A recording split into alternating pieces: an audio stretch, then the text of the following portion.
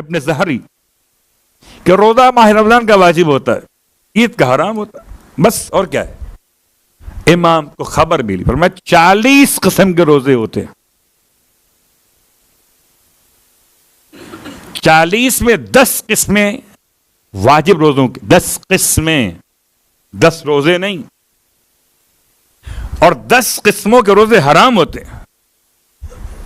تو جو 40 بتائے دو سننے والوں کو، ان کے لیے بڑا مسئلہ تھا۔ تو امام کی بارگاہ میں دسترخوان لگتا ہی نہیں تھا عام دنوں میں، دن کے وقت، کیونکہ آپ دن میں روزے کی حالت میں رہتے تھے۔ یہ آپ کی کنیز کے جملے۔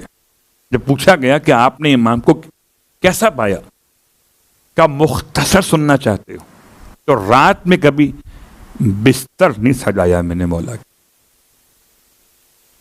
اور دن میں کبھی دسترخوان نہیں لگایا۔ یہ پہنچا ہے امام کی خدمت میں، اور کھانے کا وقت نہ بھی ہو، دسترخوان نہ بھی لگا ہو، اور کوئی آل محمد کے دروازے پر آ جائے، تو خالی پیٹ تو واپس نہیں جاتا۔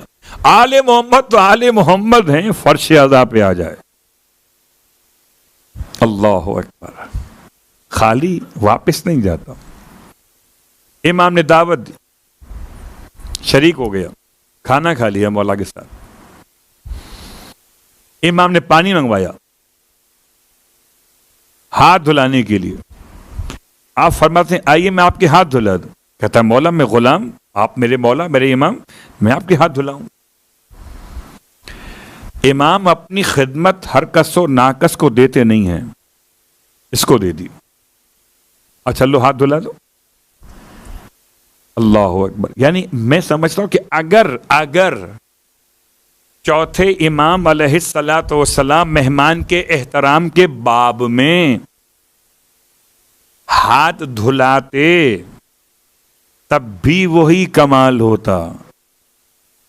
یہ تو اس غلام نے، اس مولا کے چاہنے والے نے، موالی نے اس خدمت کو اپنے حصے میں لیا۔ اب اس نے جب پانی مولا کے ہاتھوں پہ ڈالا تو وہ زمانہ وہ ہے جبکہ پانی کے نکاس کا انتظام ایسا نہیں جیسے آج کے دور میں، تو نیچے رکھا ہوا برتن ہے، پانی گر رہا ہے، جیسے غسالہ کہتے ہیں، اس کے باقاعدہ پورے احکام الگ سے غسالہ کے، پانی گرا برتن نیچے، امام فرماتے ہیں مرد بلخی سے کہ کیا گرا نیچے؟ کہتا پانی گر رہا ہے۔ تو غور سے دیکھو، یاقوت سرخ،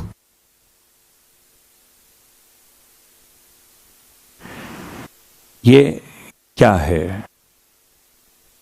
کیا کوئی پانی تبدیل ہو سکتا؟ اگر برسات کا موسم ہو، وادی سلام کی ریت ہو، نجف کا سہارا ہو، علی کے نام کا کنارہ ہو،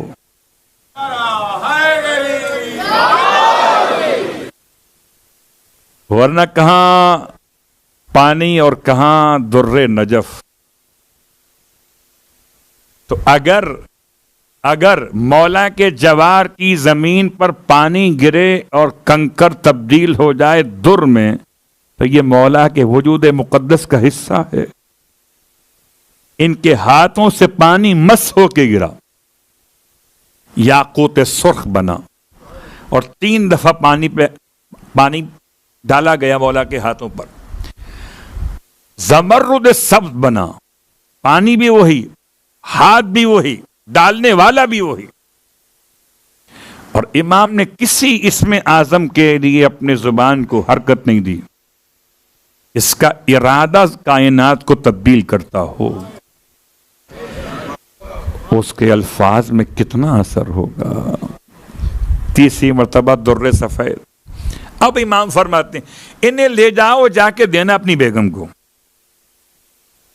عورتوں کو بڑا شوق ہوتا ہے نا زیورات بنوانے کا، قیمتی پتھروں کے، لے جا کے دینا اس کو۔ کہنا امام نے بھجوائے۔ بڑا شرمندہ ہو، مولا آپ کو معلوم کیسے ہو گیا؟ اب جتنا چھپا کے رکھیں جس اکاؤنٹ میں، مولا کو یہ بھی پتا ہے کہ آپ کے اکاؤنٹ میں کتنے درہم ہیں اور کون سے درہم کون سے والے. صلوات پڑھے محمد و آل محمد.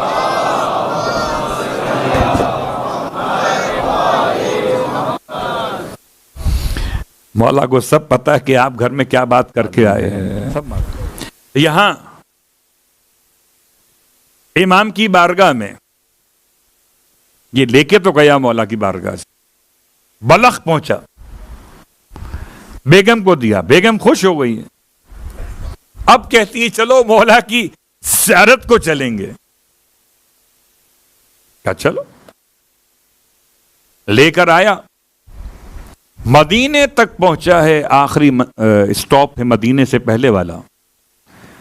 طبیعت خراب ہو گئی بیگم کی، اتنی شدید خراب ہوئی کہ وہیں انتقال ہو گیا.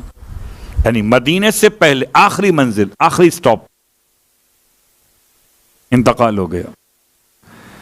میت کو ایسے ہی چھوڑ کے امام کی بارگاہ میں آ گیا. کہتا ہے مولا کو سلام کر کے، مولا وہ آ رہی تھی آپ کی زیارت کے لیے، انتقال ہو گیا. امام فرماتے ہیں ابھی تدفین تو نہیں کی ہے؟ کہ نہیں، پہلے میں آپ کے پاس آیا ہوں. کیا تم چاہتے ہو کہ اسے واپس بلوا لیں؟ وَإِذَا دُعِيتَ بِهِ عَلَى الْأَمْوَاتِ لِلنُّشُورِ انتشرت. اے خدا میں تجھ سے سوال کرتا ہوں تیرے اس نام کے ذریعے سے جو اگر میتوں پہ پڑھ دیا جائے اٹھانے کے لیے تو اٹھ کے کھڑی ہو جائے. امام نے دستے دعا بلند فرمائے اور فرمایا جاؤ جا کے دیکھو تمہارے انتظار میں بیٹھی ہے وہ. گیا، دیکھا اچھی بھلی بیٹھی ہے، رو رہی ہے، مگر ہو گیا کیا ہو گیا؟ کیا میں تو مر گئی تھی. فرشتے روح کو لے جا رہے تھے کہ پیچھے سے کسی نے آواز دی اس کو چھوڑ دو، علی ابن الحسین اس کی زندگی مانگ رہے ہیں.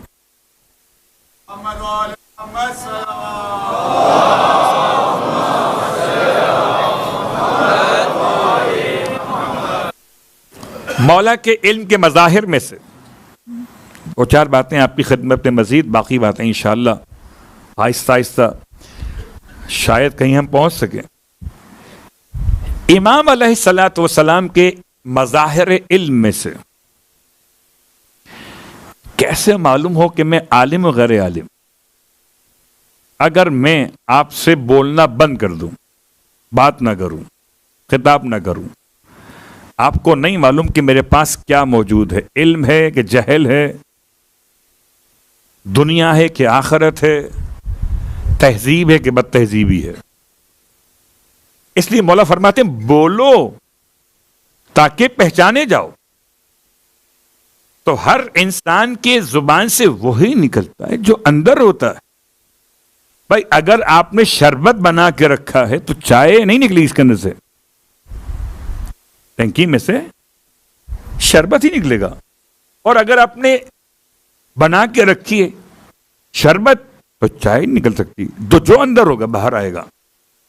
لہذا ہر انسان کو بولنے سے پہلے سوچنا چاہیے کہ یہ بولنا نہیں ہے، اپنی ذات کو کھولنا ہے.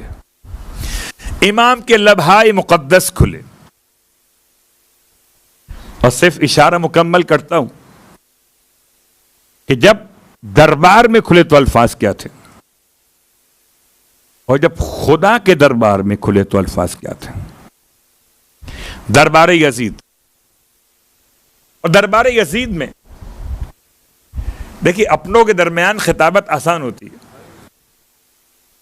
لیکن مخالفین اور معاندین حتیٰ کہ ظالمین کے دربار میں اس طرح کی بات کرنا، اللہ اکبر، جبکہ کوئی سننے کو آمادہ نہ ہو.